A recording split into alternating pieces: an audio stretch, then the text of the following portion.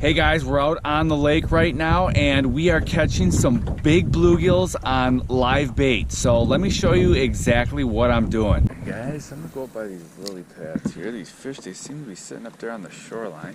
There, I'm hit. Look at that, instant hit. Hooked up. He's swimming at me, so I can't tell how big he is yet. That guy's got some pull, I'll tell you. Nice bluegill right there. Look at that one, guys. He just smoked that worm. It took a couple seconds to pop that guy, and that's not a bad bluegill right there. There he is right there. That's not a bad bluegill. Pretty fish. This would be a great eater, but I'm not eating fish today. So I'm just going to unhook him. Doesn't really matter how you hook these worms. When they're aggressive, just get it on the hook. And we're just going to see how many are sitting in this pad patch before we got to move down. There we go. Got him. Oh yeah. This guy's got a little pull to him. This guy's got some good pull to him. I don't think he's an absolute giant. Oh, he's big. He's big, guys. Look at that one. That's a good one right there. Look at, whoa. That size of that one. Nice bluegill right there. Look at that, got him right there. That's where you want to get them. Because when you're fishing live bait for these bluegills, and you're fishing with a jig, they can take it deep sometimes if you're not right on. But when you're fishing live bait, you don't need to give it a lot of action. There, I'm hit. Got it. This guy hit her pretty hard. Oh, he's turning the boat, so I think this might be a decent little bluegill right here. Oh yeah. Nice bluegill. Oh yeah, real nice bluegill. Nice bluegill here, guys. Look at that one. That's a good bluegill right there. I'm gonna go a short cast here. Oh, that's not where we were going, but we'll see if there's kind of, that's a little, oh, and I'm hit. They're up there. This is a big one. This is gonna be a nice one right here. Look at that guy. There you go, guys. That guy, he wanted it. Look at how fast we're popping these. Nice, that's a pretty gill right there, guys. Unhook him.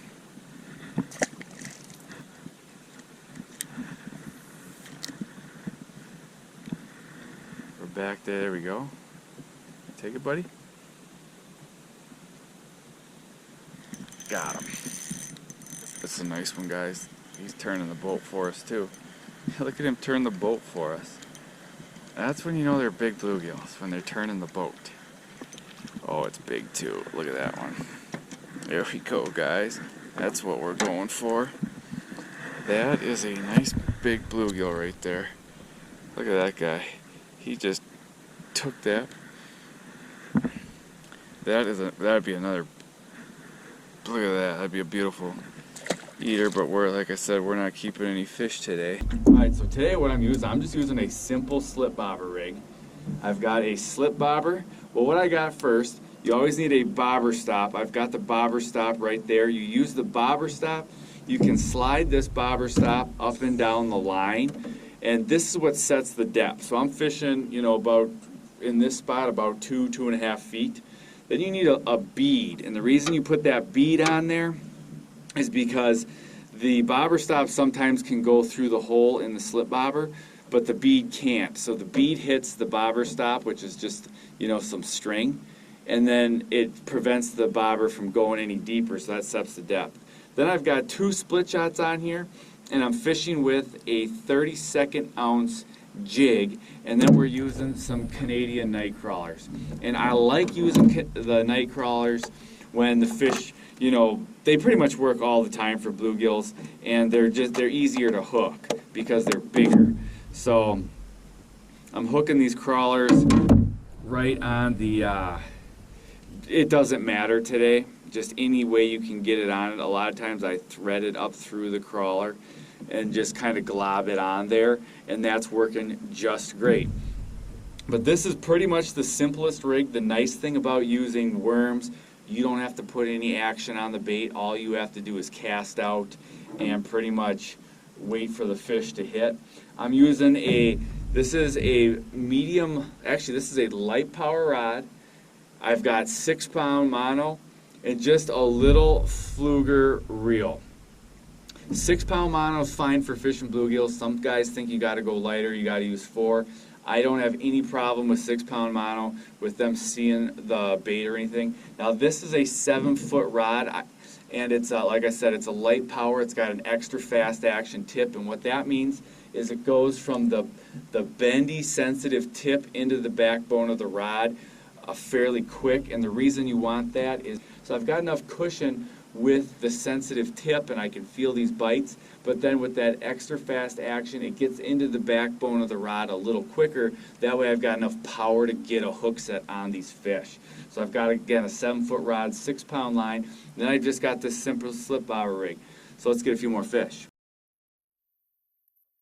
When you're fishing like this, you know, you're gonna find like some fish scattered all over, but then sometimes, like today, when you find the blue, you know, you might struggle, but when you've got them, when you find them, you can do this. I mean, it's almost every cast.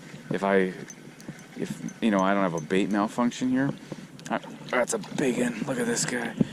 I'm catching them almost every cast. And there are some absolute toads out here today. Look at this guy.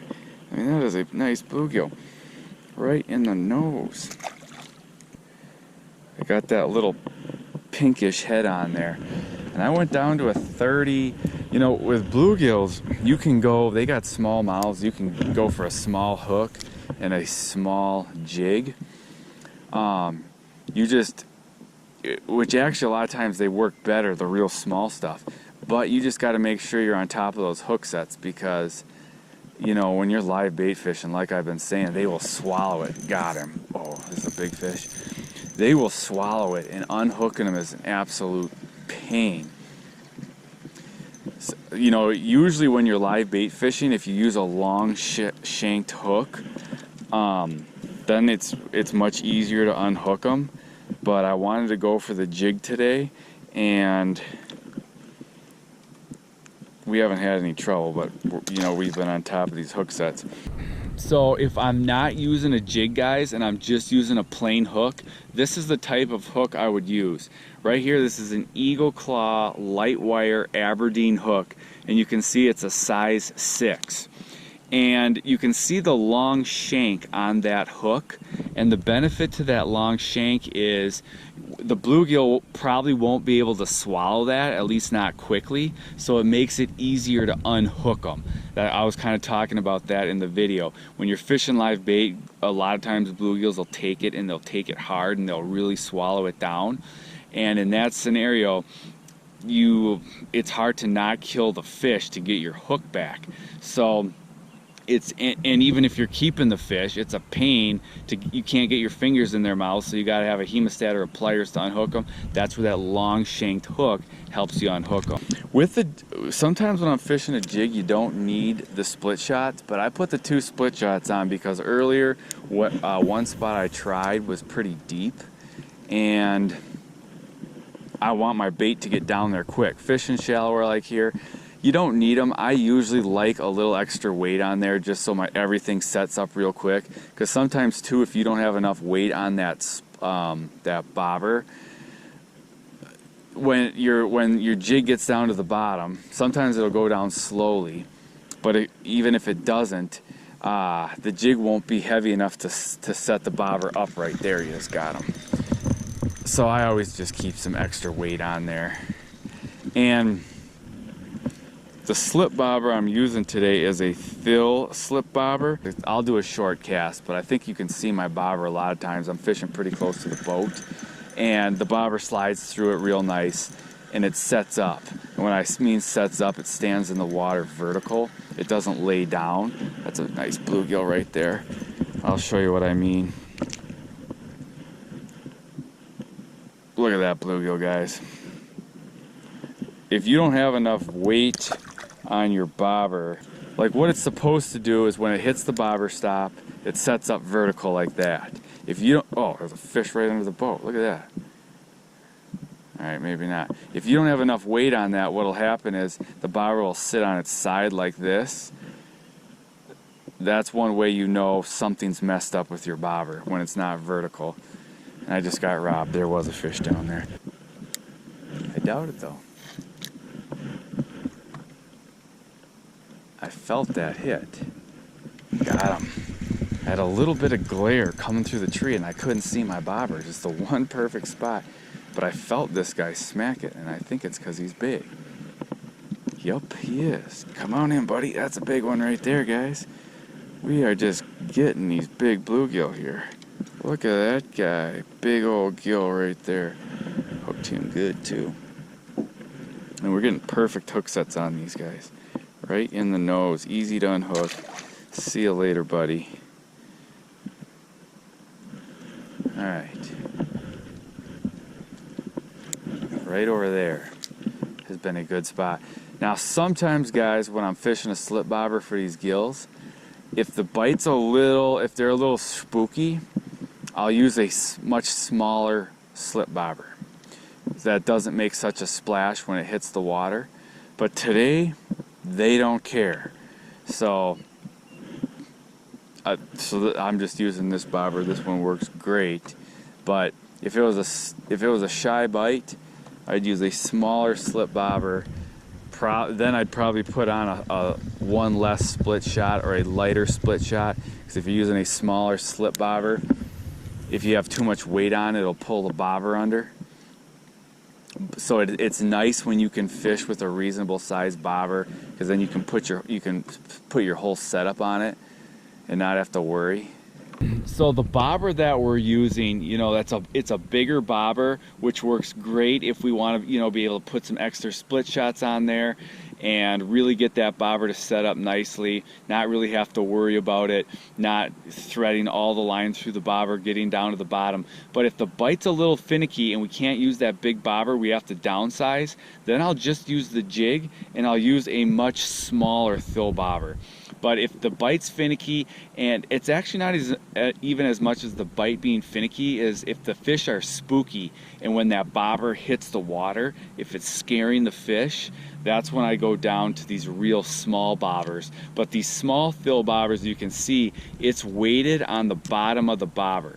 So you can see that weight down there. That helps the bobber set up so you don't need all the weight on the jig. And then also there's that grommet I'm talking about on the top. Actually, the one I saw showed you the grommet might have come out. But that brass grommet up there, that makes it easy for the line to slide through the slip bobber. Got him. Ooh, this is a big one, guys. Oh, and I gotta take him right through these pads. He's big. I don't want to lose this guy. Of course, right into these pads. Oh, he's big too. Look at this one, guys. Right through the pads, we got this guy. That is a nice gill right there. Rebaited. One thing I like to do, guys, is what'll happen is when you have a live nightcrawler, it'll crawl away on you while you're fishing. It doesn't just sit nicely. So what I do a lot of times is I'll take that crawler, boat, then he's dead, and he'll sit there. See if we can't get another one of those big old monster bluegills like that first one we had. So at first I was catching these bluegills right up in that lily pad patch, but now what I found, guys, is there's some big ones hanging out in front of it. Whatever we got hooked up with right now is big. Yep, it's another boat turner. He was sitting out in front of it. Look at this guy pull. This thing is just so strong. Oh, that's because he's big. This is probably, that's pushing the second biggest fish of the night, guys, right there. Look at that guy. That is a toad of a bluegill. And look where we hooked him. Right in the nose. Hey, buddy. Unhook this beast of a gill. Get him back down there. Look at that pretty bronze belly on him. It's a dark fish with a bronze belly. Man, these fish are lucky getting this free pass today, I'll tell you that. There, this guy could actually hit. Nope. I was gonna say that guy could actually hit it. This guy took it under. There we go. There's a big one. That's a big one right here, guys. Whoa. Oh, it's another one of those real blue ones, guys. Look at how pretty that fish is. We're catching all big old males here. And these things are absolute tanks. Big guy, see ya, buddy. For nightcrawler rig works awesome for catching these big bluegills. There's just one thing that's a little bit of a pain about it, and that's you have to keep on changing the nightcrawler or changing the worm because they don't stay on very well. You only get to catch a fish or two. So that's where plastic has an advantage over it, because you can catch a lot of fish on the same piece of plastic. And I actually just did 2 videos on 2 awesome bobber and plastic rigs that also work really good for catching big bull bluegills. So if you want to check that video out, I'll link it in the top of this video or in the description. Otherwise, we'll see you guys in the next video.